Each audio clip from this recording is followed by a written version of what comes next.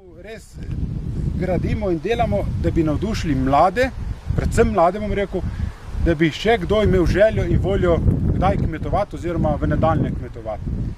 Trčimo pa tle. Kot mlad prevzemnik vam predstavljam en vinograd stare kraške sorte, ko je bila že skoraj izumrta. Sedaj se malo to obuja, to je vitovska grganja. Rastlinjaki niso več modna muha, ampak so nuja, glede na ujme in vremenske razmere, ki so čedalje bolj akutne na obali in povsod. Rastlinjaki predstavljajo rešitev za obalnega kmetijstva.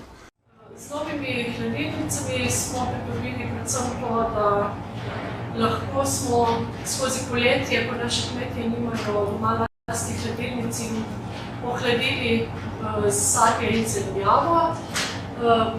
Manj imamo odpisov, blago ostane kakovostnejše in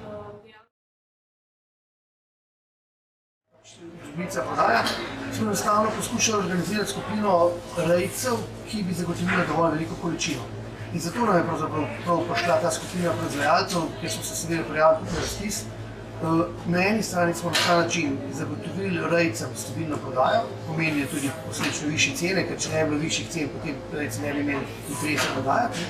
Na drugi strani smo trgovcem zagotovili stabilno dobavo, pomeni, da so lahko v času tistih kampanje prodaje drobnice pač dobili surovino.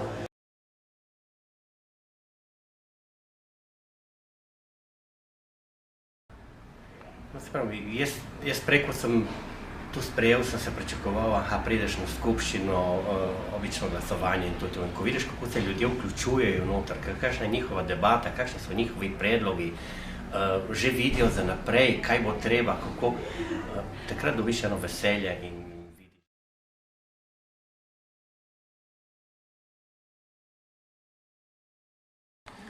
Ja, osnovni namen ureditve tega objekta je, da lahko tudi majhne kmetije, ki so značilne za to gorsko območje, lahko uradno pripravijo in posredujejo pač svoje mesne izdelke na trg. Vemo, da je pač investicija v tovrstne predelovalne obrate za majhne kmetije prevelika in zato je bila.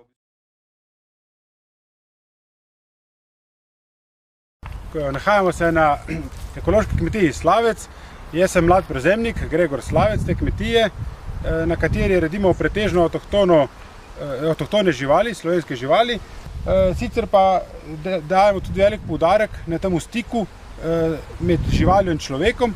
Konkretno smo, kot dopolnilna dejavnost, imamo registrirano didaktično kmetijo, ampak otroci na naši kmetiji so najbolj pa navdušeni, ko pobožajo kokoš. To je nekaj najbolj tajnega, ker rečejo, pa kaj lahko tudi kokoš? Ja, seveda lahko tudi kokoš, no.